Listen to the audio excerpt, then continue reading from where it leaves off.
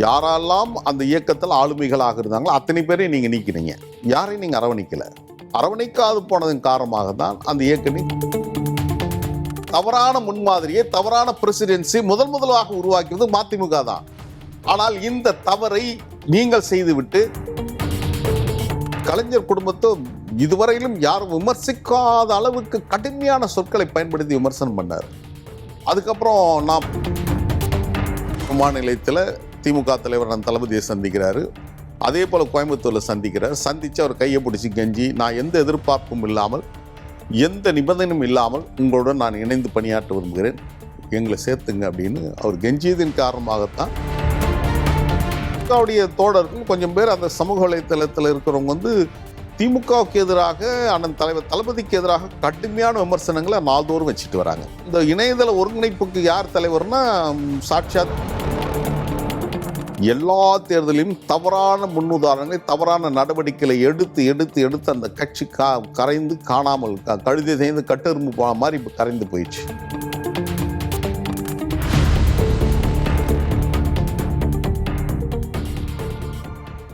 வணக்கம் and welcome to Thiru talks. இன்றைய நிகழ்ச்சியில் நம்மோடு இணைந்திருக்கும் விருந்தினர் திராவிட வெற்றி கழகத்தின் தலைவர் திரு மல்லை சத்யா அவர்கள். வணக்கம் சார். வணக்கம். வணக்கம். நீண்ட நாட்கள் ஆயிடுச்சு, எப்படி இருக்கீங்க? மகிழ்ச்சியாக இருக்கும், நலமாக இருக்கிறோம். ரைட். தமிழக வெற்றி கழக ஆட்சி, விஜய் தலைமையிலான ஆட்சி வந்து ஒரு மாதம் எட்டப்போகிறது.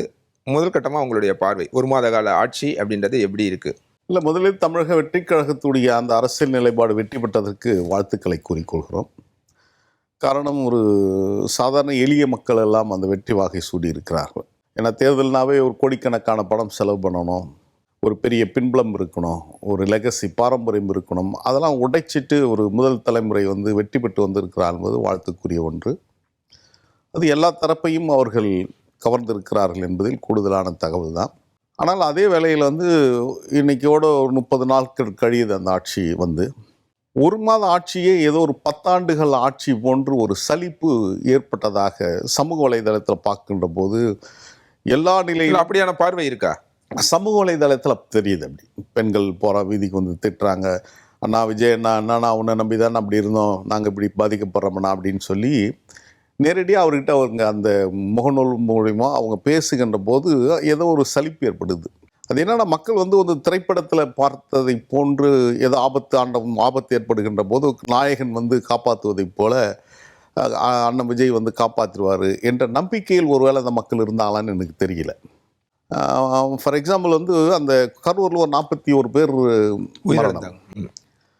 அது திரைப்படமாக இருந்தால் அந்த கதாநாயகன் அந்த இறப்பை அனுமதிச்சிருக்க மாட்டார், 41 பேர் பாதுகாத்திருப்பார். ஆனால் இது ரியாலிட்டின் போது அவரே நின்று அவங்களுக்கு ஆறுதல் கூட சொல்ல முடியாமல் அவர் சென்னைக்கு வருகின்ற சூழல்.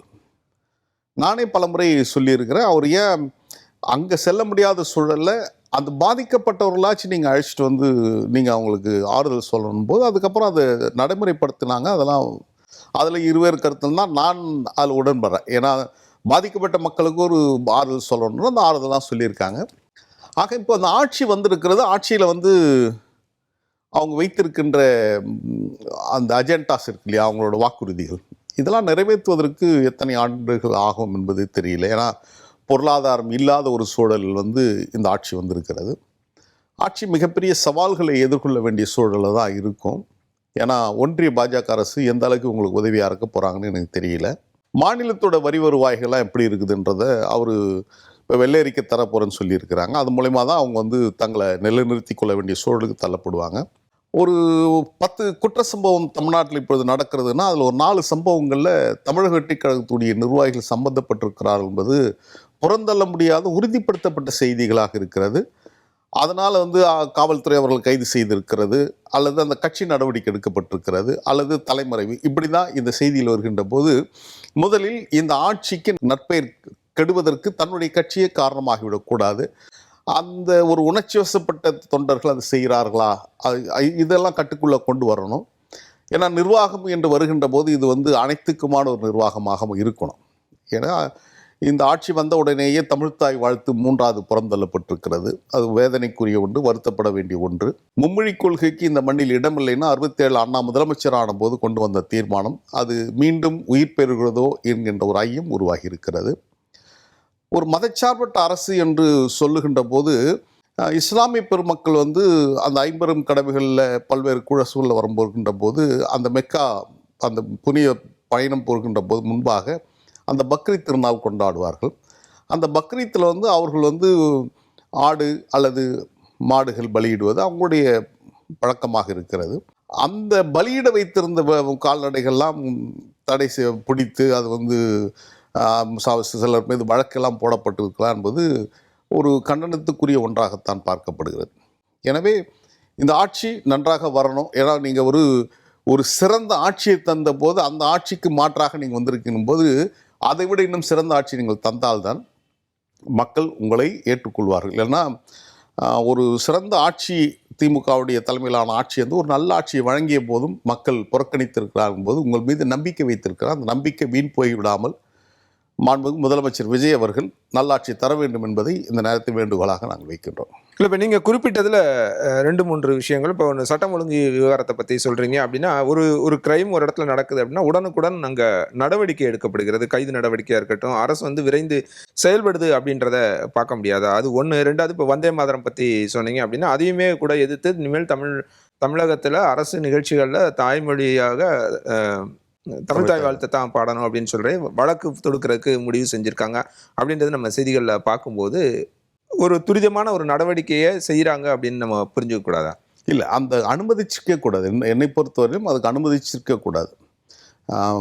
அன்னை தமிழுக்கு மொழிக்கு ஆபத்து வறுமையானால் நான் உயிர் வாழ்ந்த எந்த பயனும் இல்லைன்னு சொல்லி தான் மொழி உரிமைக்காக பேசியவருடைய முழக்க மக்களாக இருக்கிறது. அப்படிங்கும்போது ஒரு தமிழாய்ந்த தமிழ்நாட்டில் தமிழ்தாய் வாழ்த்துக்கே 3வது இடம் சொன்னார். நாங்கள் வந்து டெல்லியில் போய் கேட்கல, அல்லது குஜராத்தில் போய் கேட்கல, அல்லது உத்தரப்பிரதேசத்தில் போய் கேட்கல. தமிழ்நாட்டில் தமிழ் மொழியில் தமிழ்தாய் வாழ்த்து பாடம் தான் நம்ம கேட்குறோம். இது கூட நீங்கள் முன்னுரிமை கொடுக்க முடியாது, இதுக்கு நாங்கள் அவங்க சொன்னதை நாங்கள் கேட்க வேண்டிய நிலைமைக்கு தள்ளப்பட்டோம் என்று முதல் முறை சொல்கிறீங்க. இனி நடவாமல் பார்த்துக்கிறோம்ட்டு அமைச்சர் ஆதவர்ஜுனா சொல்கிறாரு. 2ஆம் முறையும் அது மறுதளிக்கப்படுகிறது. 3வது முறையும் அதே சூழல் தான் உருவாகிறது. அந்த முயற்சியை நம்ம பார்க்க முடியாதான். இப்போ முதலமைச்சர் போய் இவரை பிரதமரை பார்க்குறாரு. பிரதமர்கிட்ட அவர் கொடுத்த கோரிக்கைகள் 4 கோரிக்கைகளில் ஒரு பிரதான கோரிக்கை தமிழ்தாய் வாழ்த்து பாடணும் அரசு நிகழ்ச்சிகளில், அதுக்கு முன்னுரிமை கொடுக்கணும்னு சொல்லி மனுவாக கொடுக்குறாரு. அப்படின்னும் போது அந்த முயற்சியை இதுக்கு இந்த கோரிக்கை வைக்கின்ற இடத்தெல்லாம் இந்த விஷயங்களாக இருக்கக்கூடாது. இதெல்லாம் நம்முடைய உரிமைகள். இந்த உரிமைகளை வந்து நாம் நிலைநாட்டிட வேண்டும். நீங்கள் கடந்த காலத்தில் வந்து சுதந்திர தினமாக இருந்தாலும் சரி, இந்த குடியரசு தினமாக இருந்தாலும் ஒன்றிய அரசுடைய பிரதிநிதிகள் தான், கவர்னர்கள் தான் வந்து கொடியேற்றுவாங்க. அந்த உரிமையை மாற்றி அமைத்த பெருமை திமுகவுக்கு உண்டு, தலைவர் கலைஞர் அவர்களுக்கு உண்டு.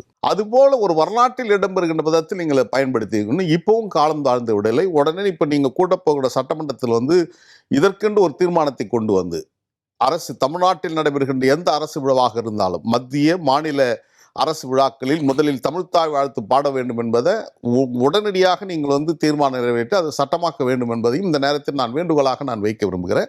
திமுக கூட்டணியில் இருக்க முக்கியமான கட்சிகள், கூட்டணியாக தோழமை பேசி வந்த இத்தனை நாட்கள் கூடவே இருந்த கட்சிகள் எல்லாமே தாவேக்காக்கு ஆதரவு கொடுக்குறாங்க. அதுக்கு அவங்க சொல்லக்கூடிய காரணம் வந்து புறவாசல் வழியாக பாஜகவோ இல்லை ஆளுநர் ஆட்சியோ இங்கே வந்துடக்கூடாது அப்படின்றதுக்காக நாங்கள் ஆதரவு கொடுத்தோம் அப்படின்றத ஒரு வகையில் புரிஞ்சுக்க முடியுது. கூட்டணியில் இப்போ வரை இருக்கிற மதிமுக அவங்களோட செயல்பாடுகளை எப்படி பார்க்குறீங்க? தலைவர் வைகோ சொல்றாரு, காங்கிரஸ் எங்களையும் நீங்கள் ஒப்பிடாதீங்கன்றாரு. ஆமாம், விடுதலை சிறுத்தைகளையும் எங்களையும் ஒப்பிடாதீங்கன்னு சொல்றாரு, கம்யூனிஸ்டுகளையும் எங்களையும் ஒப்பிடாதீங்கன்னு சொல்றாரு. அதில் நான் புரிந்து கொள்வதில் என்ன அப்படின்னா, அவருடைய எண்ணம் என்பதை கடந்து நான் புரிந்து கொள்வது நாங்கள் திராவிட இயக்கத்தை சார்ந்தவர்கள் என்று சொல்வார்னு தான் நான் நினைக்கிறேன். ஆனால் அப்படி ஒரு சொல்ல தயாராக இல்லை. காங்கிரஸ் வந்து நன்றி தெரிவிக்காமல் அவங்க உடனடியாகவே பெட்டி கட்டிட்டு போயிட்டாங்க. கம்யூனிஸ்டுகள் வந்து முடிவெடுத்து இது போல் வெளியிலிருந்து ஆதரவு தெரிவிக்கிறோம்னு சொல்லியிருக்காங்க. விடுதலை சிறுத்தைகளும் இந்திய யூனியன் முஸ்லீம் லீக் வந்து அமைச்சரவையிலே பங்கேற்கிறாங்க. அது ஒரு பெரிய வாய்ப்புகள். ஏன்னா ஒரு ஒரு அரசியல் கட்சி என்பது அந்த அதிகார அரசியலுக்கு வரணும்னு விரும்புவாங்க, அதில் மாற்றுக்கிறதில்ல. அதில் அவங்க வந்திருக்காங்க, அவங்களுக்கான ஒரு பெரிய வாய்ப்புகள் தான் அது. அப்போது இந்த காலகட்டத்தில் திமுகவுக்கு மறுமலை திமுக எந்த நிலைப்பாடு எடுத்திருக்கணும்னு நான் பார்க்குறேன், அல்லது திராவிட இயக்கத்தினர் பார்க்குறாங்க அப்படின்னா, 1916ஆம் ஆண்டு நவம்பர் 20ஆம் தேதி தொடங்கப்பட்டதான் நீதி கட்சி. ஏறக்குறைய 100 ஆண்டு கடந்த ஒரு திராவிட இயக்கம். அந்த இயக்கத்திற்கு ஆபத்து நேர்ந்து விடக்கூடாது. 59 ஆண்டு காலம் தளபதி அண்ணாவாக இருந்து தலைவர் அண்ணாவாக பரிணமித்து அவர் தொடங்கி தளபதி மு க ஸ்டாலின் வரையிலும் 59 ஆண்டுகால ஆட்சிக்கு, திராவிட இயக்கத்தின் ஆட்சிக்கு ஒரு ஊறு நேர்படுகின்ற போது, அல்லது ஒரு முற்று பெறுமோ என்கின்ற ஒரு கவலை வருகின்ற போது, திராவிட இயக்கத்தின் பார்வையாளராக வைகோவும் மதிமுகவும் திமுக பக்கம் உறுதியாக நின்றுருக்கணும். நீங்க தேர்தலுக்கு முன்னெல்லாம் நீங்க என்ன சொன்னீங்க? நான் தலைவர் கலைஞருக்கு நான் வாக்குறுதி கொடுத்திருக்கிறேன், உங்களுக்கு எப்படி நான் துணையாக இருந்தேனோ அது போன்று கடைசி வரையிலும் தளபதிக்கு ஸ்டாலினுக்கு நான் உறுதியாக கடைசி வரை கூட இருப்பேன் அப்படின்னு சொல்லி நீங்கள் சொன்ன அந்த உத்தரவாதம், அந்த சத்திய வாக்கு உண்மையா பொய்யா என்பது இப்போது பொய்யாக மாறிக்கொண்டு வரும் உங்கள் நடவடிக்கை மூலமாக பார்க்கிறோம். நீங்க வந்து திமுகவிலிருந்து அல்லது திராவிட இயக்கம் இன்னும் அவங்க வெளியில போகலையே போலன்னு நம்ம நினைச்சிட்டு இருக்கோம். ஆனால் அவங்க என்ன போனதாக தான் நாங்கள் மக்கள் பார்க்குறாங்க. ஏன்னா ஒரு முதலமைச்சரை சம்பிரதாய ரீதியாக பார்க்கலாம், அவர் தொகுதிக்கு வராரு, அது விளக்கம் கொடுத்துருக்காரு. தொகுதி எம்பின்ற அடிப்படையில் நலத்திட்டங்கள் பற்றி பேசுறதுக்காகவும் ஒரு தொகுதியோட இல்லை, அது டெல்லி அங்கே திருச்சி ஏர்போர்ட்லேயே அது அந்த மனு கூட கொடுத்துருக்கலாம். அதுக்குன்னு ஒரு தனியாக ஒரு அப்பாயின்மெண்ட் போட்டு வாங்கிட்டு அவர் போய் சந்திச்சு பார்க்கறதெல்லாம் இங்கே இருக்கிறவங்களுக்கு வந்து அவங்களுக்கு வந்து அந்த கிராமத்தில் சொல்லுவாங்க, நங்கு காட்டாம்பாரா அப்படின்வாங்க. அது மாதிரி இங்கே இருக்கிற இதுங்களுக்கு வந்து நான் பார்த்தியா நான் யார் என்பதை ப்ரூவ் பண்ணுறேன்ட்டு அவர் ப்ரூவ் பண்ணுறாரு. யாருக்கான சமிக்கை அது? திமுகவுக்கு வெறுப்பு ஊட்டுவோம் அப்படின்னு தான் நினைக்கிறார். ஏன்னா அவருக்கும் அவங்க அப்பாவுக்கும் திமுக என்ற ஒரு இயக்கம் இருக்கக்கூடாதுன்றது எப்பொழுதுமே ஆழ்மனது சிந்தனை. இல்லைன்னா தலைவர் தளபதி அவர்கள் தோற்று 2வது நாள் 3வது நாளில் வந்து முதலமைச்சராக பொறுப்பேற்ற விஜய் அவர்கள் எல்லாரையும் மரியாதை நிமித்தமாக பார்க்க போகிறார். ஆனால் இவர்கள் பெற்ற மகிழ்ச்சிக்கு அளவே இல்லை. வீட்டுக்கு வராரு, வீட்டுக்கு வரவங்கிட்ட வீட்டில் இருக்கிறவங்கலாம் காட்டுறாரு, மகளிரணி காட்டுறாரு, இவங்களாம் கூட விசிலுக்கு ஓட்டு போட்டாங்கன்னு நீங்கள் சொல்கிறீங்க. அது எப்படிங்க ஒரு கட்சியை நீங்கள் உங்களோட பேச்சு உங்கள் வீட்டில் இருக்கவங்க உங்களோட கட்சி சார்ந்தவங்களே ஏற்றுக்கொள்ளனா அப்புறம் நீங்கள் எப்படி தலைவனாக பரிணமிக்க முடியும்? அப்போ ஒரு கட்சிக்கு நீங்கள் உண்மையாக இல்லை என்பது தான் அந்த மூலிமா தெரியுது. அங்கே சொன்னதா சொல்கிறார், என் தந்தை சாதிக்க முடியாததை நீங்கள் சாதிச்சிருக்கீங்க அப்படின்னு சொல்கிறார். அப்படின்னா என்னன்னா திமுகவை வீழ்த்த முடியாம நினைச்சாரு, அவரு முடியல, நீங்க அது செய்திருக்கிறீங்கன்றது தான் அது மூலமாக சொல்ல வர்றார். இதுதானே உண்மை. அப்போ திமுக மீது இவ்வளோ வஞ்சகத்தை வச்சுட்டு திமுகவில் வந்து தன்னுடைய எதிர்ப்பு ஆதரவாளர்கள் அங்கே போய் சேர்ந்துடக்கூடாது என்பதற்காக தான் நீங்கள் இவ்வளோ நாள் ஒரு நாடகத்தை நடிச்சிங்க. அந்த நாடகம் இப்போது வேஷம் கலைகிறது. இப்போ உங்களுடைய பொய்முகம் தெளிவாக தெரியுது. நீங்கள் யார் எப்பேற்பட்டவர்கள் என்பது உறுதியாக எல்லாம் புரிஞ்சுக்கிட்டு இருக்காங்க. இப்போ இதோட அடுத்த கட்டம் என்ன? இப்போ தாவேக்கால போய் இணைஞ்சிருவாங்கன்னு நினைக்கிறீங்களா? தாவேக்கா கூட்டணிக்கு இணைகிறாங்க அல்லது ஆதரவு தெரிவிப்பாங்கன்னு தான் நான் நினைக்கிறேன். அப்படி தான் அவங்க வந்து இப்போ சொல்கிறாங்க, நாங்கள் அடுத்த கட்ட நகர்வு குறித்து நாங்கள் முடிவெடுப்போம் அப்படின்றதெல்லாம் அவங்க சொல்கிறாங்கன்னா ஏதோ ஒரு முடிவெடுத்து வச்சிருக்கிறாங்க. பொதுக்குழு கூடி இது முடிவெடுப்போம் அப்படின்னு சொல்கிறாங்க. அது பொதுக்குழு எல்லாம் வந்து நகைப்புக்குரிய ஒன்றாகத்தான் இருக்கிறது. பொதுக்குழு எதுக்காக அப்படின்னு அவங்க சொன்னாங்க அப்படின்னா, துரதிருஷ்டவசமாக நாங்கள் திமுக சின்னத்தில் போட்டியிட்ட காரணத்தினால் எங்களால் தாவேக்கா ஆட்சிக்கு ஆதரவு தெரிவிக்க முடியலன்னு அவர் சொன்னார். துரதிருஷ்டமான அந்த சின்னம் தான், அந்த கட்சி தான் வைகோ அவர்களை 29 ஆண்டு காலம் நாடாளுமன்றத்தில் கோலோச்சு வைத்தது. 24 ஆண்டுகள் மேலவையிலும் 5 ஆண்டுகள் மக்களவையிலும் பணியாற்ற வச்சு. இப்போ துரை வந்து 5 ஆண்டுகள் அங்கே போய் பணியாற்ற, இப்போ 3 ஆண்டுகள் ஓடுது, இப்போ இன்னொரு அடுத்த 2 ஆண்டுகள் பணியாற்ற போகிறாருன்னா அந்த துரதிருஷ்டம் தான் உங்களையும் அந்த இடத்துல வைத்து அழகு பார்த்தது. எனவே வார்த்தையை அளந்து பேசணும், ஒரு நாவடக்கம் தேவை, அல்லது அந்த பொருள் குறிந்து நீங்கள் பேசணும். எதையும் தெரியாத மனசல் பட்டெல்லாம் பேசணும்னு நினச்சிங்கன்னா இன்றைக்கி நீ வந்து கடந்த 4 நாட்களாக அல்லது 3 நாட்களாக நீங்கள் சமூக விதிகள் புறக்கணிக்கப்பட்டு கொண்டு வருகிறீர்கள் என்பதை மறந்துடக்கூடாது. இல்லை, ஏன் துரதிருஷ்டவசமாக நான் சொன்னேன் அப்படின்றதுக்கும் ஒரு விளக்கம் சொல்கிறாரு. ஒரு உதயசூரியன் சின்னத்தில் நாங்கள் போட்டியிடுறது மூலமாக வெறுமனே அது சின்னமாக மட்டும் தெரியாது, மக்களுக்கு அது நிறைய பேருக்கு தெரியலை அப்படின்னு ஒரு விளக்கம் கொடுக்குறாரு. உதயசூரியன் சின்னத்துக்கு நான் போட்டியிடுறது மூலமாக மதிமுக உறுப்பினர் தன்னோட அடிப்படை உறுப்பினர் பதவியிலிருந்து விலகி அந்த கட்சியில் உறுப்பினராகி அதன் பிறகு போகின்றாங்கன்னா அந்த 2 எம்எல்ஏக்கள் எங்களோட எம்எல்ஏக்களே கிடையாது. மொத்தம் 4 பேர் போட்டியிட்டாங்க, 2 பேர் வெற்றி பெற்றாங்க. அந்த இப்போ எம்எல்ஏக்களாக இருக்கவங்க அவங்க எங்கள் கட்சி எம்எல்ஏக்களாக நாங்கள் சொல்ல முடியாது அப்படின்றார். நான் வந்து ரொம்ப பணிவோடு கேட்குறேன் வைகோ அவர்களையும் துரை அவர்களையும், நீங்கள் என்ன இந்த கடந்த 10 ஆண்டுகளாக கோமா நிலையில் இருந்தீங்களா? இப்போ தான் உங்களுக்கு நினைவே வந்திருக்கிறதா? 2014 பாராளுமன்ற தேர்தலில் வந்து அண்ணன் கணேசமூர்த்தி ஈரோட்டில் போட்டியிட்டார். எந்த சின்னத்தில் போட்டியிட்டார்? உதயசூரி சின்னத்தில் தானே போட்டியிட வச்சிங்க.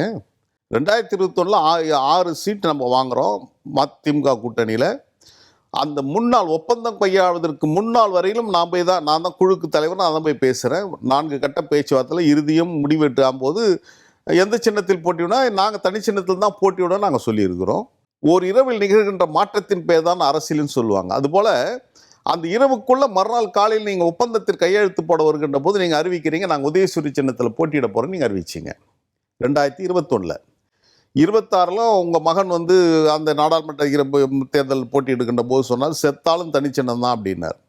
ஆனால் அதை விட அவங்க சகிச்சுக்கிட்டு பொறுத்துக்கிட்டு ஒரு நாகரீகமாக கூட்டணி தர்மத்தை பாதுகாக்கணுன்றதுக்காக துரையுடைய வெற்றியை உறுதிப்படுத்தணும்னு சொல்லிட்டு அண்ணன் கே நேருகிட்ட ஒரு தலைவர் சொன்னதாக நாங்கள் கேள்விப்பட்டிருக்கிறோம். அப்போது நீங்கள் தனி சின்னத்தில் நிற்பீங்க, ஆனால் கட்சிக்காரெல்லாம் உதயசூரி சின்னத்தில் நிற்க வைக்கிறீங்க. இதில் உளவியல் என்ன அப்படின்னா, தன்னை கடந்து வேறொரு அதிகார மையம் மதிமுகவில் உருவாகிவிடக்கூடாது என்கின்ற ஒரு தொலைநோக்கு பார்வை. மல்லை சத்யா ஒருவேளை தனி சின்னத்தில் போட்டியிட்டு வெற்றி பெற்றால் மதிமுகவுடைய உறுப்பினர், மதிமுகவில் அவருக்குன்னு ஒரு செல்வாக்கு வரும். ஏற்கனவே இருக்கிற அந்த தோழர்களுடைய பாச பிணைப்பில் நம்ம இருப்போம். அந்த இது வந்துவிடக்கூடாது என்பதற்காகத்தான் கட்சிக்காரங்களை நீங்கள் உதயசூரி சின்னத்தில் போட்டியிட வைக்கிறீங்க. இப்போது பொதுக்குழு கூட்டி நாங்கள் முடிவெடுப்போம் நீங்கள் சொல்கிறீங்கல்ல, இந்த பொதுக்குழுவை கூட்டுக்கும் போது எப்போ நீங்கள் கூட்டியிருக்கணும் அப்படின்னா, திமுக எங்களை நிர்பந்திக்கிறது, திமுக உதயசூரி சின்னத்தில் நிற்க சொல்லி நிர்பந்திக்கிறது என்று திமுக சொல்லுகின்ற போது, நீங்கள் கம்யூனிஸ்டுகள் இடதுசாரிகள் முடிவெடுத்தாங்கல்ல, எங்களுடைய செயற்குழு கூட்டி நாங்கள் முடிவெடுக்கிறோம், தலைமை கமிட்டி கூப்பிட்டு நாங்கள் முடிவெடுக்கிறோம்னு அவங்க சொல்கிறாங்க. விசிக்கு அதே முடிவெடுக்கிறது. இல்லை, அதை தான் நானும் கேட்குறேன். ஏன் அந்த முடிவை திரு வைகோவால் எடுக்க முடியலை?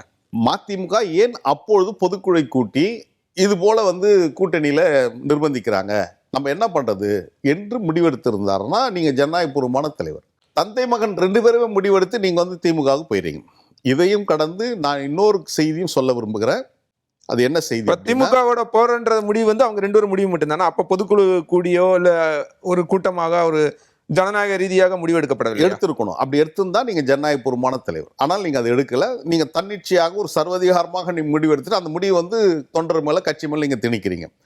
இப்போ நீங்கள் திமுக மீது குற்றச்சாட்டு சொல்வதற்கு என்ன தகுதி உங்களுக்கு இருக்குது என்ற கேள்வியை நான் கேட்க விரும்புகிறேன். ஏன்னா 2016ஆம் ஆண்டு மக்கள் நல கூட்டணி நீங்கள் அமைச்சிங்க. திமுக வந்துவிடக்கூடாது என்பதற்காக அதிமுக ஆதரவாக நீங்கள் மக்கள் நல கூட்டணியை உருவாக்குனீங்க. புரட்சி கலைஞர் டாக்டர் கேப்டன் அவர்களை அதுக்கு பலியாக்குனீங்க. உங்களை முதலமைச்சர் ஆக்குறன்னு சொல்லி பொய்யான ஒரு வாக்குறுதியை கொடுத்து ஒரு பொய்யான கணக்குகளை சொல்லி நீங்கள் வந்து அவர் தோக்கடிச்சு அவர் மிகப்பெரிய மன உளைச்சலுக்கு ஆளானார். அப்போது 27 தொகுதிகளில் மதிமுக போட்டியிடுகிறது. 27 தொகுதிகள் போட்டியிடுகின்ற மதிமுக கட்சிக்குள்ள இன்னொரு கட்சி உட்கட்சி கூட்டணி ஒன்று வைக்கிறாங்க. மதிமுக மக்கள் நல கூட்டணியில் இருக்கிறது. மக்கள் நல கூட்டணியில் இருக்க மதிமுகக்குள்ள இன்னொரு 2 கட்சியை வந்து கூட்டணி வைக்கிறீங்க. அந்த கூட்டணி என்னன்னா, பல்லாவரத்தில் போட்டியிட்ட நம்முடைய சகோதரி வீரலட்சுமி அவங்க வந்து தமிழர் முன்னேற்ற படையின்னு கட்சி வச்சிருக்கிறாங்க. அவங்க ஒரு அமைப்பு, அவங்க ஒரு போராட்ட காலத்தில் நிற்கிறவங்க, ஈழத்தமிழுக்காக நெடிய போராட்டத்தை நடத்துகிறவங்க. அப்போ அவங்கள வந்து நீங்கள் வந்து பல்லாவரம் தொகுதியில் எங்கள் கிடைச்ச தொகுதியில் நான் அவங்கள போட்டியிட வைக்கிறேன்னு சொன்னீங்கல்ல, அவங்கள என்ன அவங்களோட தனி சின்னத்தில் அவங்களுக்கு விருப்பமான சின்னத்தில் போட்டியிட நீங்கள் அனுபவித்தீர்களா? பம்பர சின்னத்தில் தான் நீங்கள் போட்டியிட வச்சிங்க. இங்கே மட்டுமல்ல, இது நம்முடைய கொங்கு மண்டலத்தில் தாராபுரம் தொகுதியில் தமிழ் புலிகளுடைய அமைப்புடைய தலைவர் நாகை திருவள்ளுவன் அவர் வந்து அந்த தொகுதியில் நீங்கள் அந்த கட்சி உட்கட்சி அது கட்சிக்குள்ள கட்சி கூட்டணி நீங்கள் வச்சு அவர் அங்கே போட்டியிட வச்சிங்க. அவர் ஒரு கட்சியுடைய தலைவர். அந்த கட்சி தலைவர் வந்து அவருடைய விருப்பப்பட்ட சின்னத்தில் போட்டியிட வச்சிங்களா? ஏன் பம்பர சின்னத்தில் நீங்கள் போட்டியிட வச்சிங்க? ஒரு தவறான முன்மாதிரியை, தவறான பிரசிடென்சி முதலாக உருவாக்கியது மதிமுக தான். ஆனால் இந்த தவறை நீங்கள் செய்துவிட்டு இன்னைக்கு திமுக மீது பழி சுமத்தணும், அங்கிருந்து நீங்கள் வெளியேறணும், ஊர்கதெல்லாம் நீங்கள் இப்போ பேசிட்டு இருக்கீங்க. இதை யாரும் மக்கள் நம்ப தயாரால. நாங்களும் எந்த செய்தியும் மறந்து விடலை என்பதை அருள் கூர்ந்து மதிமுக வைகோ அவர்களுக்கும் துரைக்கும் நான் பணிவோடு சொல்லிக்கொள்ள விரும்புகிறேன். மக்கள் நல கூட்டணியை பற்றி குறிப்பிட்டீங்க. மக்கள் நல கூட்டணி திட்டமிட்டே நம்ம தோத்துருவோம் அப்படின்னு தெரிஞ்சும் திமுகவை வீழ்த்துறதுக்காகவே உருவாக்கப்பட்டது அப்படின்னு தான் புரிஞ்சுக்கிறேன். உறுதியாக நம்ம சொல்லலாம். ஏன்னா நான் வந்து அந்த கூட்டணி உருவாவதற்கு முன்பாகவே வைகோ அவர்களை நான் எச்சரித்தேன். இந்த பலப்பரீட்சையில் நீங்கள் ஈடுபடாதீங்க. எனக்கு கிடைச்ச தகவலின் பிரகாரம் பல்வேறு சூழல்கள் இருக்குது. அதை இப்போ நம்ம வெளிப்படையாக சொல்ல முடியாது, பல சூழல்கள் இருக்கிறது. எனவே இதுக்கு நம்ம ஆட்பட்டு விடக்கூடாதுன்னு நான் சொன்னேன். இடதுசாரிகள் வந்து தாயகத்தில் பேசுகின்ற போதும் இது குறித்து வைகோவும் தன்னுடைய கருத்து சொல்ல, நீங்கள் ஒரு தேசிய கட்சி, சர்வதேச கட்சி, உங்களுக்கான பிரச்சனை இல்லை, நாங்கள் தோத்துட்டோம்னா நாங்கள் இடம் விடாமல் போயிடுவோம் அப்படின்னு சொல்கிறார். அதே போல் விசிகாவும் வராங்க, அவங்க பேசுகின்ற போது இந்த நிலைமை தான் நடக்கிறது. 4 கட்சி ஒன்றா சேர்ந்து போராட்டங்கள்லாம் நடத்திட்டு வரோம். போராட்டங்களில் ஒரு மிகப்பெரிய எழுச்சி உருவாகிறது. ஆனால் தேர்தலுக்கு முன்பாக பேச்சுவார்த்தை நடத்துகின்ற போது அந்த பேச்சுவார்த்தை கூட நானும் இருக்கிறேன். அப்போது 234 தொகுதி இது 4 பேரும் பிரிச்சுக்கலானும் போது எல்லாம் முழிக்கிறாங்க. 234 தொகுதியில் ஆளுக்கு 4 பேர் பிரிச்சிங்கன்னா ஆளுக்கு ஒரு 52, 55 தொகுதிகள் வரும். 55 தொகுதிக்கு போட்டிடுறதுக்கு எங்கெங்கே ஆட்கள் இருக்காங்க, யார் பணம் செலவு பண்ணாங்க, முடியாது அப்படின்னு ஒரு குழப்பம். காலையில் டி நகர் தான் அந்த பேச்சுவார்த்தை, ஒரு வீட்டில் தலைவருடைய நண்பருடைய வீட்டில் தான் பேச்சுவார்த்தை நடக்குது. மதிய உணவு வந்துடுது. மதிய உணவு பேசிட்டு ஒரு வைகோ ரூமுக்கு எங்கே போகும்போது தலைவர்கள் அப்போ இருந்த அந்த கூட்டணி கட்சியின் தலைவர்லாம் என்கிட்ட பேசுனாங்க, என்ன சத்யா அப்படிலாம் பண்ணுறாரு, வாய்ப்பு இல்லை, நம்மளால இவ்வளோ தொகுதியெலாம் போட்டிட முடியாது, கூடுதலாக எதனா கட்சி வந்தால் நல்லாயிருக்கும், கேப்டன் முடிவெடுக்காமல் இருக்கிறாரு, கேப்டன் எடையாவது கன்வின்ஸ் பண்ணி கொண்டு வர சொல்லுங்கள் அப்படின்னு சொல்கிறார். அப்போ 2வது அமர்வு பிற்பகல் அமருகின்ற போது தான் நான் சொன்னேன், ஏன் ஒருவேளை ஒரு 2 நாள் டைம் எடுத்துகிட்டு நீங்கள் பேசலாமே, மாதிரி புரட்சி கலைஞர் கேப்டன் விஜயகாந்த் வெளியில் இருக்கிறாங்க, ஜி.கே. வாசன் தமிழ் மாநில காங்கிரஸ் வெளியே இருக்காங்க அப்படிங்கும்போது டப்புன்னு அதை பிடிச்சிட்டு அவங்க அந்த அஸ்திரத்தை பிடிக்கிறாங்க. அப்போ அவர் முதலமைச்சர் கேட்பாருன்னா கொடுங்க அப்படின்றாங்க. அன்னைக்கு தான் செய்தி வருகிறது, டாக்டர் அதுவரை முதலமைச்சர் வேட்பாளர்ன்றது இறுதி செய்யப்படலை. அப்போது தேர்தலுக்கு பின்னால் பார்த்துக்கலாம்னு சொல்கிறாங்க. ஆனால் விஜயகாந்த் வருகின்ற போது அதுக்கு ஒத்துக்கலாம் அப்படின்றாங்க. அப்போ தான் கலைஞர் ஒரு அறிவாலயத்தில் பேட்டி கொடுக்குறாரு. தேமுதிக அவங்க கூட்டணிக்கு வரு போகிறதா அப்படின் போது அவர் ரொம்ப அழுத்தமாக சொல்கிறாரு, பழம் நழுவி பாலில் விழப்போகிறது, செய்தி வருகிற போகிறது அப்படின்னாரு. இந்த செய்தி வைகோவுக்கு ஒரு தொலைபேசி அழைப்பு, யார் இவங்கன்னு வேணாம், தொலைபேசி அழைப்பு, என்ன வைகோ எதிர்கட்சி ப்ளஸ்ன்னு சொல்கிறாங்களே, விட்டுருவீங்க போல தெரியுது அப்படின்னு அவருக்கான அக்கறை உள்ள சக்தி அலைபேசியில் அழைக்கிறாங்க. என்ன பண்ணுறது அப்படின்னும் போது தான் முதலமைச்சர்னு அறிவிங்க ப்ளஸ்ன்னு சொல்லுங்கள் அப்படின்னு சொல்லி அந்த ஃபோன் உரையாடல் தான் இவர் போய் கேப்டனை போய் பேசி அவரை கன்வின்ஸ் பண்ணி எடுத்துன்னு இந்த கூட்டணி நிற்க வச்சு ஒரு மிகப்பெரிய ஒரு தலைவர் அவர் விஜயகாந்த், மனிதநேயமிக்க ஒரு தலைவர். முதல் சட்டமன்ற தேர்தலில் சட்டமன்ற உறுப்பினர் தேர்வு பண்ணார். 2வது தேர்தலில் எதிர்கட்சி தலைவர். 3வது அந்த தோழர்களும் அடுத்த முதலமைச்சர் என்கின்ற ஒரு சூழலில் இவர் ஏற்கனவே படுகொழியில் தள்ளிட்டார் வைகோ. இன்ன வரையிலும் அந்த தோழர்கள் வைகோ மீது அவ்வளோ கோபத்தில் இருக்காங்க. ஒருவேளை தேமுதிக கூட்டணி அமைந்திருந்தால் 2016 அமைஞ்சிருந்தா அது தேர்தலோட திசை வெளியே மாற்றி இருக்குமா, முடிவுகளை நிச்சயமாக மாறி இருக்கும். அவர் முதலமைச்சராக இருப்பார் கலைஞர் அவர்கள், மீண்டும் கேப்டன் எதிர்கட்சி தலைவராக இருந்திருப்பார். உடல்நிலையிலும் ஆபத்து இல்லாமல் ஒரு பாதுகாப்பான ஒரு சூழல் இருந்திருப்பார். அவருக்கு அந்த மன உளைச்சல் தான். டெபாசிட் வாங்கலை. 234 தொகுதியில் நான் நினைக்கிறேன் அண்ணன் தலைவர் திரும்ப மட்டும்தான் அந்த வைப்பு தொகை பெற்றார்னு நினைக்கிறேன். மற்ற எல்லாருமே வைப்பு தொகை எழுந்தோம். நான் போட்டியிட மாட்டேன்னு சொல்லி நான் விரைஞ்சி ஓடிட்டு இருக்கேன். நான் கேப்டன் கூட பிரச்சாரத்துக்கு, அவர் என்னை கூப்பிட்டாரு, நீங்கள் என் கூட பிரச்சாரத்துக்கு வா, நல்லா பேசுகிறீங்க அப்படின்னு. அப்போது நான் ரொம்ப மகிழ்ச்சியாக இருந்தேன், சரி கேப்டன் கூட ஒரு பயணத்துக்கு போகலாமே அப்படின்னு நினச்சிட்டு இருந்தேன். ஆனால் அன்னைக்கு இரவு என்னை கூப்பிட்டு நீங்கள் தான் திருப்பூர் தொகுதியில் வேட்புமனு தாக்கல் பண்ணோம் அப்படின்னா என்னால் முடியாது, நான் ஏற்கனவே நாடாளுமன்ற தொகுதியில் பட்ட கடன்லாம் எனக்கு ரொம்ப வழியில் இருக்கேன், நான் இயங்கணும்னா நீங்கள் இது மாதிரி தேர்தல் அரசியலை பற்றி என்னை ஈடுபட வைக்காதீங்க அப்படின்னு. இல்லை நின்று ஆகணும்னு சொல்லி இது கட்சியின் கட்டளை அப்படி இப்படின்னு சொல்லி என்னை கன்வின்ஸ் பண்ணி மறுநாள் வேட்புமனு தாக்கல் பண்ண வச்சார். அதில் என்னென்னா மதிமுகவில் 25,000 வாக்குகளை கடந்த தொகுதியில் ஃபஸ்ட்டு கோவில்பட்டியில் விநாயகர் ரமேஷ் 25,800, நான் 25,500 ஓட்டு நான் வாங்குகிறேன். எல்லாரும் வைப்பு தொகை இழக்கிறோம். அப்போது இவ்வளோ பெரிய மன உளைச்சலுக்கு அந்த தோழர்களை கொண்டு இயக்கமே இனி கிடையாது, இனி எதிர்காலம் இல்லை என்று சூழல் வருகின்ற போது இந்த கட்சி கேள்விக்குறியாக போகுது அப்படின்னும் போது தான் வைகோ போட்ட திட்டங்கள் ஒரு பாதுகாப்பான ஜோனுக்கு போகணும்னு நினைக்கிறேன். ஏன்னா இடதுசாரிகள் உடனடியாக திமுக ஆதரவு நிலைப்பாடு எடுத்துட்டாங்க, பிசிகவும் அந்த ஆதரவு நிலைப்பாடு எடுத்துட்டாங்க. இப்போ இவர் தவிக்கிறாரு, இவர் உள்ள சேர்க்கூடாதுன்ற முடிவில் இருக்காங்க. ஏன்னா திமுகவுடைய தோல்விக்கு காரணம் மதிமுக எடுத்த முடிவு. அந்த நீங்க சொல்ற குறிப்பிடுற 2016 மாஸ்டர் மைண்ட் திரு வைகோ தானே? ஆமாம், அதுக்கான, ஏன்னா இவர் தான் ஒருங்கிணைப்பாளர், இவர் தான் எல்லா வேலையும் பண்ணார். அப்போதான் கலைஞர் குடும்பத்தை இதுவரையிலும் யாரும் விமர்சிக்காத அளவுக்கு கடுமையான சொற்களை பயன்படுத்தி விமர்சனம் பண்ணார். அதுக்கப்புறம் நான் பதறிட்டேன், நான் தப்பு பண்ணிட்டேன் அது அப்படின்னு சொல்லி மன்னிப்பெல்லாம் கேட்டார். ஆனால் அவர் போட்ட திட்டங்கள், ஆனால் அது அவங்க யாருமே ரசிக்கலை. அந்த தேர்தல் தோல்விக்கு பின்னால் மக்கள் நல கூட்டணி 4 உடனடியாக தேமுதிக வெளியேறிச்சு, ஜி.கே. வாசன் சைலண்ட் மோட் போயிட்டாரு. இந்த 4 கட்சிகளும் தாயகத்தில் கூடி பேசுகின்ற போது மார்க்சிஸ்ட் கடுமையான குற்றச்சாட்டை வைக்க மீது வச்சாங்க. நீங்கள் பண்ணது எல்லாமே தவறுகளாக இருக்குது, நாங்கள் பண்ண மிகப்பெரிய தவறே உங்களை நாங்கள் வந்து ஒருங்கிணைப்பாளராக நாங்கள் ஏற்றுக்கொண்டது தான் தவறுன்னு சொல்லி அங்கே அப்ப சார்ஜ் ராமகிருஷ்ணன் இருந்தார். ராமகிருஷ்ணனும் அவர் நாடாளுமன்ற உறுப்பினர் டி கே ரங்கராஜன் தான். டி கே ரங்கராஜன் தான் கடுமையான வாதங்கள் வைக்கிறார். எனக்கும் டி கே ஆருக்கும் கடுமையான வாதம் வந்துச்சு. எமது மிகுந்த அன்பு கொண்டவர்.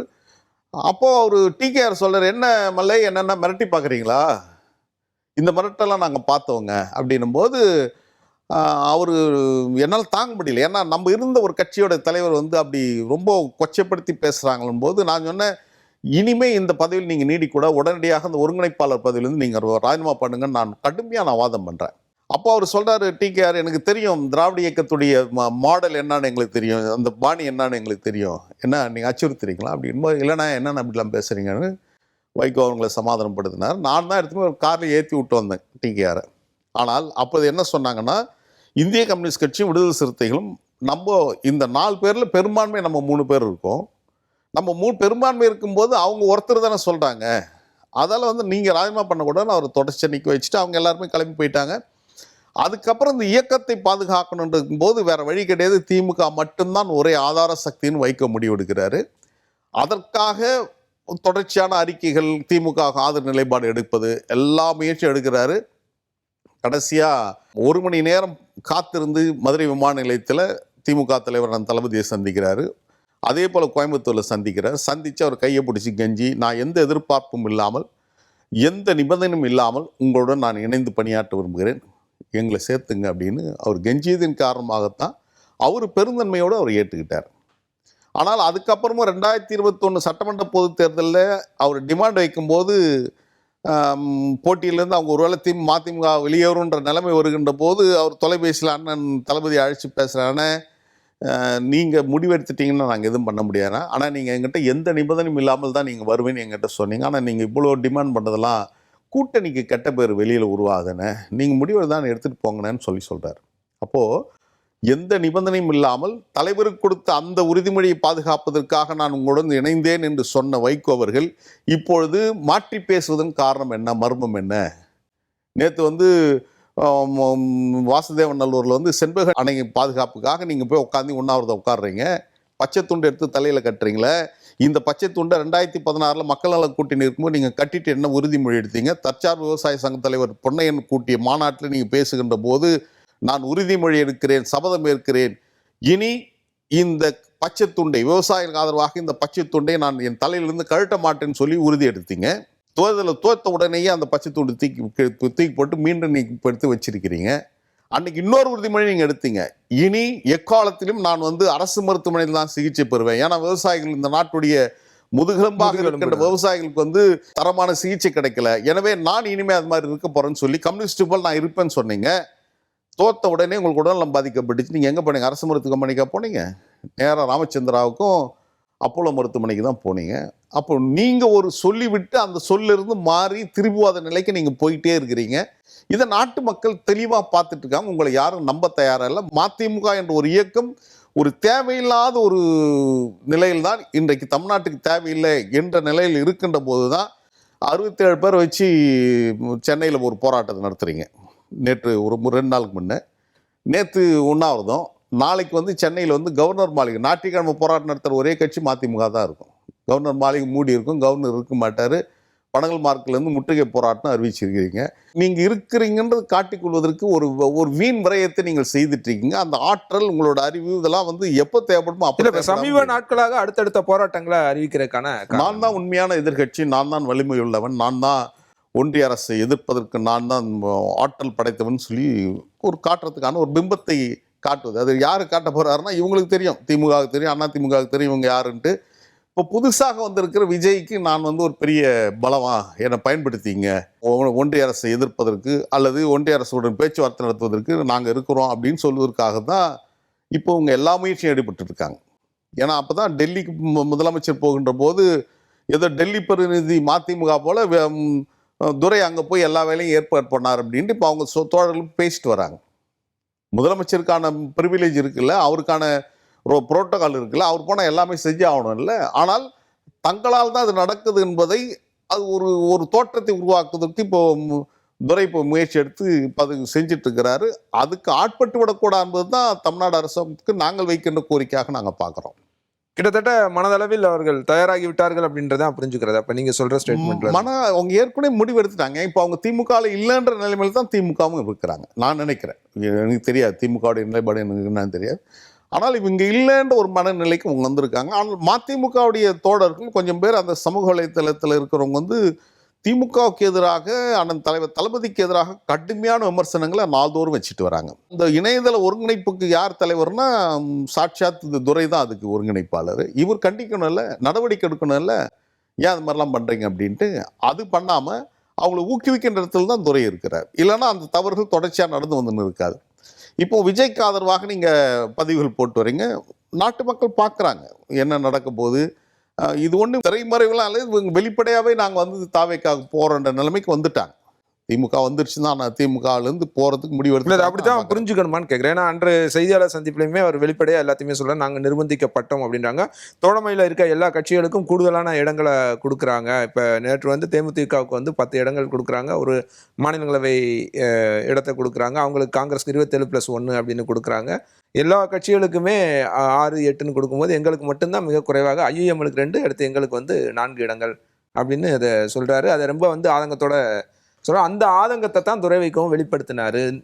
துரதிருஷ்டவசமா உதயசூரியன்ல போட்டிட்டோம்னு சொல்றாருன்னு ஒரு விளக்கம். இதுல என்ன புரிஞ்சிக்க வேண்டிய செய்தி அப்படின்னா, ஒரு கட்சி துவங்கி இது 33வது ஆண்டு. 33 ஆண்டுகள் வரையிலும் ஒரு கட்சி தனக்குன்னு ஒரு சின்னத்தை வைத்து நீங்க வலுவா இருக்கின்ற போதே அந்த ஒரு பாதுகாப்பு ஜோனை நீங்க உருவாக்காமல் நீங்க வந்து உங்களுக்குன்னு ஒரு சின்னம், இப்போ உங்ககிட்ட ஒரு சின்னம் இல்லை. சின்னம் தான் நீங்க கேட்டிருப்பீங்க, உங்களுக்கு என்ன சின்னம் இருக்குது? ஒரு சின்னமும் உங்கள்கிட்ட இல்லை. இனிமேல் நீங்க ஒரு சுயேட்சை சின்னத்தை வாங்கி தான் நீங்க போடணும். 33 ஆண்டு கால அரசியல் போட்டி போடும்போது அந்த மாதிரியான ஒரு சின்னத்தை பெற்று தானே போட்டிட்டாங்க. அது தீப்பட்டுச்சுன்னா அது ஒரு சுயேட்சை சின்னம், அவ்வளவுதான். இப்பவும் அது போல ஏதோ ஒரு சின்னம், அது மாதிரியான ஒரு வாய்ப்பு இருந்தது. அப்படி இருந்ததுன்னா சுயேட்சை சின்னத்துல போட்டி இல்லை. அவங்க என்னன்னா எப்போது வலிமையா இருந்தாங்களோ அப்போ இந்த பாதுகாப்பு நடவடிக்கை அவங்க ஈடுபட்டிருக்கணும். எல்லா தேர்தலையும் தவறான முன்னுதாரணங்களை, தவறான நடவடிக்கைகளை எடுத்து எடுத்து எடுத்து அந்த கட்சி கரைந்து காணாமல் கழுதை தேய்ந்து கட்டெரும்பு மாதிரி இப்போ கரைந்து போயிடுச்சு. இனிமேல் நீங்கள் வந்து உங்களுக்கான ஒரு சின்னத்தை ஒரு காலத்தில் நீங்கள் வந்து அதிகாரப்பூர்வமான சின்னத்தை உங்களால் பெற முடியாது. ஏன்னா நீங்கள் 8% வாக்குகள் நீங்கள் பெற்றாகணும். உங்களுக்கு இருக்குது 0.5% வாக்குகள் கூட இல்லை தமிழ்நாட்டில். நீங்கள் மட்டும்தான் அந்த பிம்பம். அந்த பிம்பம் இல்லைன்னா அப்படி ஒரு கட்சி இனி இல்லைன்றது தமிழ்நாட்டில் எழுதி முடிக்கப்பட்டு விடும். அது துயரமான செய்தி தான். நாங்கள் உருவாக்கின இயக்கம், அந்த இயக்கத்துக்காக நாங்கள் போராடி இருக்கிறோம், அந்த இயக்கத்திற்காக நாங்கள் வந்து வேர்வை சிந்திருக்கோம். அந்த அடுத்த இடத்துக்கு எடுத்துட்டு போக மாட்டாரா? வாய்ப்பே இல்லை. அவர் குறைந்தபட்சம் அரசியல் புரிதல் அவருக்கு இல்லை. அவர் திராவிட இயக்கம்னா அவருக்கு ஒன்றுமே தெரியாது. அவருக்கு தெரிஞ்சதெல்லாம் வியாபாரம், எப்படி பணம் சம்பாதிக்கணும், இப்படி தான் பார்ப்பாரு கண்டி. அவருக்கும் இந்த இயக்கம் நடத்துறதுக்கு அவர் தகுதியானவர்னா என்ன நீங்கள் அவர் நீக்கத்துக்கு அனுமதிச்சிருப்பாரா? என்னை நீக்கப்பதற்கு அவர் முயற்சி எடுத்திருப்பாரா? என்னை நீக்கப்பதற்காக அவர் ராஜினாமா நாடகம் நடத்தியிருப்பாரா? இல்லை, உங்களை நீக்கியதுனாலதான் இந்த மாதிரியான குற்றச்சாட்டுகளா? என்ன மட்டும் இல்லை, யாரெல்லாம் அந்த இயக்கத்தில் ஆளுமைகளாக இருந்தாங்களோ அத்தனை பேரையும் நீங்கள் நீக்கினீங்க. யாரையும் நீங்கள் அரவணைக்கலை. அரவணைக்காது போனதன் காரணமாக தான் அந்த இயக்கமே காணாமல் போயிடுச்சு. நாங்கள் மேடைகளில் பேசியிருக்கிறோம். இந்த மண்ணில் எவ்வளோ பெரிய இயக்கங்கள்லாம் உருவாகி மறைந்து போனது. சக்கரவர்த்தி ராஜகோபால ஆச்சாரிய உருவாக்கின சுதந்திர கட்சி இன்னைக்கு இல்லை. அதே போல சிலம்பு செல்வர் ஐயா மாப்போசி உருவாக்கின தமிழரசு கட்சி இல்லை. நடிகர் திரு சிவாஜி கணேசன் உருவாக்க தமிழக முன்னேற்ற முன்னணி இல்லை. அதே போல சொல்லின் செல்வர் ஈவி.கே. சம்பத் உருவாக்கிய தமிழ் தேசிய கட்சி இந்த மண்ணில் இல்லை. ஐயா சி.ப. ஆதித்யநாத் உருவாக்கிய நாம் தமிழர் கட்சி இந்த மண்ணில் இல்லை. இப்படி எண்ணற்ற வரலாறுகளை நம்ம அவ்வளோ இவங்கள விட கம்பேர் பண்ண பெரிய ஆளுமைகள் அவங்களாம் உருவாக்கிய கட்சி அவங்க காலத்திலேயே மூடப்பட்டு விட்டதுன்னு சொன்னால், நீங்கள் உங்கள் காலத்தில் நீங்கள் அந்த பணியை நிறைவாக செய்து கொண்டிருக்கின்ற வருத்தம் தோய்ந்த செய்தியை நான் பதிவு செய்வது என்னுடைய கடமை என்று கருதுகிறேன். காரணம், அந்த இயக்கத்திற்காக நான் வியர்வை சிந்தவன். 32 வழக்குகளை சமீபத்தில் தான் அண்ணன் தலைவர் தளபதி முதலமைச்சராக இருந்தபோது தான் 25 வழக்குகள் தள்ளுபடி செய்யப்பட்டு 7 வழக்குகள் நீதிமன்றத்தில் முடித்து வைக்கப்பட்டது என்று சொன்னால், அந்த இயக்கத்திற்காக வைகோவுக்கு அடுத்து இன்பத்துங்க அந்த கட்சியுடைய இன்பத்துன்ப தொண்டருடைய இன்பத்துன்பங்கள் பங்கேற்றவன், போராட்டங்களில் பங்கேற்றவன், சிறை சென்றவன், வழக்குகளை சுமந்தவன். இப்படி இருக்கின்ற போது எனக்கே அந்த நிலைமைன்னா யாரையும் நீங்கள் அரவணைக்கல அப்படின்னா நீங்கள் இனி யாரை நீங்கள் அரவணைச்சு போகிறீங்க? அந்த இயக்கத்துக்கான முடிவுரையை தலைவர் தொடங்கினார், மகன் முடிவுரை எழுதி கொண்டிருக்கிறார் என்பதுதான் வரலாறு. திருச்சி எம்பியா இருக்கல துரை வைகோவுக்கு, அதில் ஏதாவது கசப்பான அனுபவங்கள் இருக்கா திமுகவோட? வந்து அந்த நேரத்தில் 2 தொகுதி கேட்டிருந்தா கூட கொடுத்துருப்பாங்க. 2 தொகுதி கேட்டால் ஒரு தொகுதி மகன்னா அடுத்த தொகுதி யார்? அந்த கட்சியிலே ப்ரியாரிட்டி பிரகாரம் மல்லை சத்தியா இருக்கிறார். மல்லை சத்யாவை கொடுத்துட்டா அது ஒரு பெரிய ஆபத்தாக போயிடுன்னு அவர் குடும்பத்துக்குள்ளே அல்லது அவங்க அப்பா மகனுக்குள்ளே ஒரு கருத்து தலைவருக்கு இருந்திருக்குமான்னு எனக்கு தெரியல. ஏன்னா அவர் என்னை முழுமையாக அறிந்தவர் என்ற எண்ணம் எனக்கு இருக்கிறது. இந்த காலகட்டத்தில் திருச்சி நாடாளுமன்ற தொகுதி ஒரே ஒரு தொகுதி மட்டும்தான் கேட்குறாங்க.